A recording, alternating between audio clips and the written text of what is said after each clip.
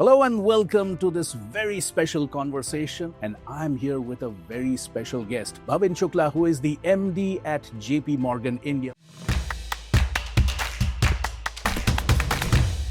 Bhavin, welcome. Thank you so much.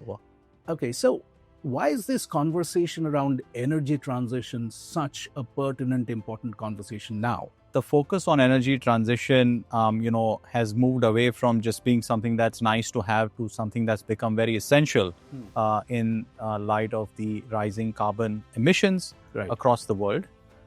For India, closer home, energy transition is actually taken a step ahead of what some of the other countries have done. And for us, renewable energy, for example, is much more economical than buying new coal plant energy, right? So it makes sense from an economic perspective. It makes sense from an energy security perspective for the country. It's also very helpful for corporates as they think about their own responsibilities to the world and the environment, right?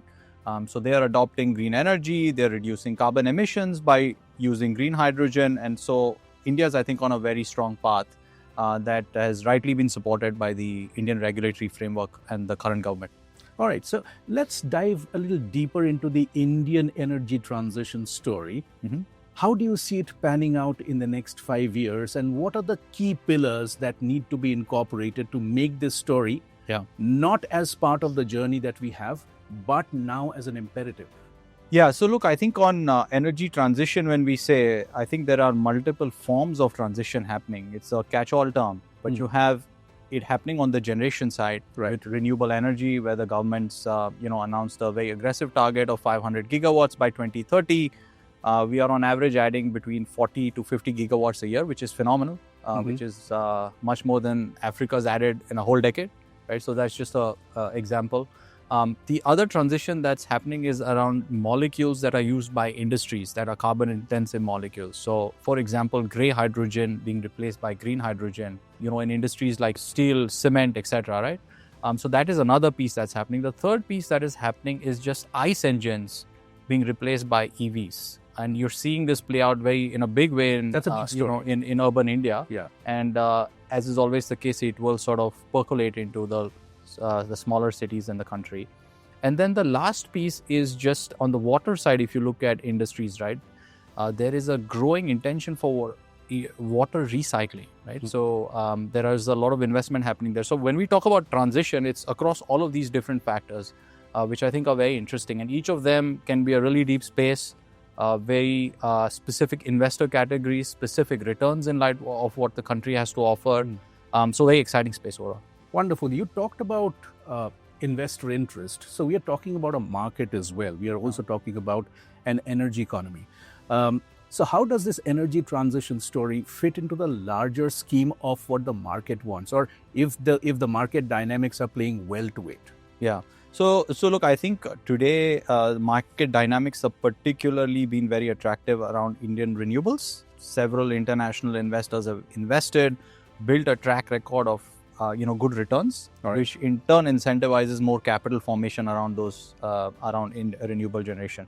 I think that is one piece. The second piece where we see a lot of investment going in right now is around storage, which is the need of the hour for the country. As the amount of renewables connected to grid increases, there is a need to provide greater stability in the grid, and that is resulting into advent of storage around grid, and also using artificial intelligence to program how molecules or rather electrons coming out of some of these renewable plants, when do they hit the grid, when are they stored? Right. So that is another massive area that is seeing a lot of investment in India. And then we have this third piece of, it doesn't get talked about so much, but there's, one sun, one region type of approach, which is, look, we have great irradiation from the sun in India. And can we sort of become exporters of electrons to other neighboring countries, which we're seeing in some forms, right? So I think these are sort of the key places where market dynamics are very attractive. It's the need of the hour, capital formation is there, investors are making returns, and which is in turn a self-fulfilling flywheel. Right. So let me come to something that's specific to your body of work, which is about green bonds or sustainable financing changing the landscape of energy transition. So how are you stitching the story as JP Morgan? So for us, we got around this space quite early. So if you look at the last 5 years, we've helped renewable businesses in India raise $4 billion of capital. This has emerged as a very important tool for diversifying the borrowing profile of a business. Typically banks, Indian banks will lend and people will borrow. But now we're able to take these renewable projects because they're so attractive and place it with international investors of debt through bonds.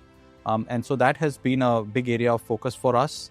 In addition to that, we work very closely with such borrowers before the issuance of a bond to structure the bond so that it is ESG compliant, right? It becomes what we call a green bond. And that has a very specific demand profile within investors that subscribe to such bonds. So we've been quite instrumental around that piece. And then lastly, I would say we've worked with several renewable and storage players and Make in India guys that do solar panel manufacturing, etc., getting them access to equity capital either through public or private markets. So we've been quite active around this space. Okay, so let's talk about deal structures. When we talk about deal structures, can you take me through how they're evolving in managing the risks that are there in emerging technologies, for example? Yeah. And how are you reimagining deal structures? Yes. No, I think that's a very pertinent question because in some areas of energy transition in India where there isn't adequate track record or there isn't adequate market business model that has been established, and it's all evolving because it's an evolving space. And so when we talk to investors around this space, people are typically trying to think about structured investments where there is some kind of downside protection for the capital which is brought in by financial investors. Right. And in lieu of that downside protection, they're willing to give up some of the upside, right? So we worked on 3 different transactions of this type very recently in India. One around, and I won't go into names, but there is a business around which wanted to build a green ammonia business. The other one wanted to do a storage plus green hydrogen business. And for all of them, because they're all new, so there is market risk. How will the market evolve? There's business model risk. How do you make money from this? And then there's execution risk because some of these storage projects, have a long gestation cycle of capex and coming online. And so people typically use these what we call as preferred structures to solve the gap of wanting to invest but not understanding it fully and not wanting to take all of the risk. So, this is a typical question that I ask, and this is something that sort of shows up as a conversation in every single energy transition conversation that I have. As a concept, it exists. As a practice, it exists. Yeah. Let's talk about adoption. What would be your advice to corporations when it comes to adoption? How should they look at it? And there's a larger question of ROI on it. So how do you fit that into this conversation of energy transition? Yeah, look, I think what this government has done really well is come out with several incentive plans and regulations and incentives to effectively get people to invest in these spaces. So to the corporations that really want to see an ROI or sort of become big players in this space, my advice would be to align with some of the objectives that the government wants to meet for this country. So take some examples. We want to do a Make in India plan. There are several production-linked incentives that the government has made available. If you look at what people are doing around it, corporations are aligning themselves to that objective, creating new solar lines, going back to cells, talking about going to wafers. And so all of that is getting production-linked incentives. There's capex subsidies that the government is providing, and these are profitable businesses. Similarly, on the green ammonia side, the government wants to have 5 MTPA, in the next few years. And there again, there are subsidies available. The government is helping these players get land around ports, etc., which is required to be able to import or export products associated with these with green ammonia and hydrogen. So that's the other piece, another example. And then there's renewables where we have a big target. There is policy certainty, there is transparency to the auction process by way of which awards are made of PPAs, financing, a lot of support from PFC and REC, which are government-owned businesses. So the advice would be align and take advantage of the policies that the government is making available. As a conversation, this looks like a conversation of the future. And any conversation of the future also needs to be seen in the light of what are the challenges that possibly could derail it. What are the barriers that you see in terms of adoption like we talked about Yeah. adoption, what are the Yeah. barriers that you see, which could be a militant for organizations, corporations to think that this is not the right time for me to do it? Yeah. So, so look, I think challenges are when you think about renewable energy, right? Most corporates today want to have a certain percentage of their power supply coming from green power. Hmm. The challenge you see there is, we have to have the right transmission infrastructure in the country to get the power from where it's being produced to where it's required. So, from the generation side to the consumption side, the governments recognize this. Significant investments are being made to build smart grids, strengthen lines, increase capacity.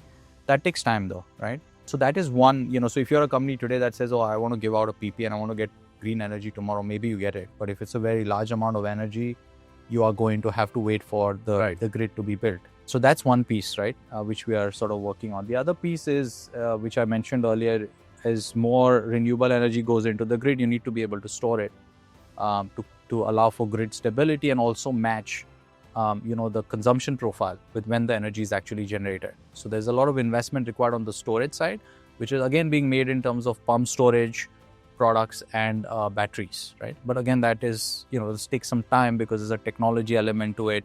There is a capex and execution element to pump storage projects, for example. So that's the other piece around this. And then the third piece is just generally capital formation, around some of these sectors. And while we've had a very good track record, it's not as easy as people think it to be. It still requires a lot of efforts from people who want to raise debt and equity capital. And the government, again, is trying to be very supportive of that. But that's what I would say, you can get it.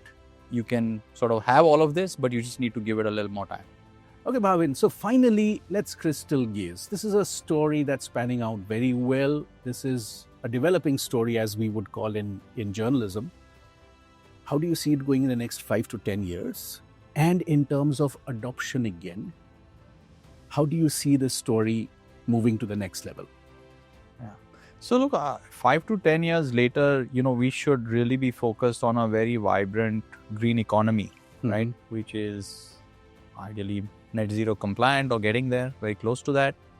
You have a couple of million jobs around some of these things that are being built: EV charging, EV manufacturing, hydrogen manufacturing, panel manufacturing, electrolyzer manufacturing. So you can have a very vibrant economy which aligns well with Make in India, with what the government wants to do around jobs for young people.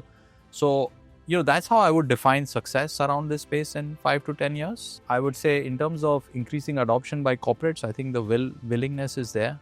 The economics are getting close for them to sort of adopt that. Power definitely is there, but there are other elements to what they can do around water and some of the other gases that they use. So I think that's the other piece, right? And where does this go from in the future? I think is, as I said, for the country, creating more jobs, creating more manufacturing, having a vibrant economy is what works here. That's what I would think about. Right. Finally, this is again a question that's uppermost in my mind. How does India stack up when we talk about the future? How does India stack up against the larger global reality? Look, I can't speak about other countries, but for India, I can definitely say we have the most competitive power generation in renewables, which is phenomenal. It is attracting capital from domestic and international investors. That's the best sort of way to stamp that, right? And say we're good at that. We are getting extremely good around building local storage, especially pump storage. We are now investing in technologies like batteries so that, we are sort of at the leading curve of manufacturing such high-end batteries and making them more economically viable and a lower cost solution for storage. We are, on the EV adoption side, right? I think we have a great penetration rate in the market. A lot of international investors have invested in EV manufacturing businesses and are looking to also invest in associated businesses like fleet management and just providing charging infrastructure, etc. So I would say we have a lot of important growth levers around this whole green transition, which are which places us quite well as compared to some of the other countries. Right. So that pretty much looks like a very solid growth story for India in the future. On that very optimistic note, thank you very much for talking to us. And I hope JP Morgan helps organizations rethink their strategy on energy transition. Thank you for your time. It was lovely speaking to you. Thank you, Shubho. Thank you for it. All right. So that was Bhavin Shukla, who is the MD of JP Morgan, talking to me on the sidelines of the Global Business Summit about energy transition and the possibilities that surround the idea of having a cleaner, better, greener world.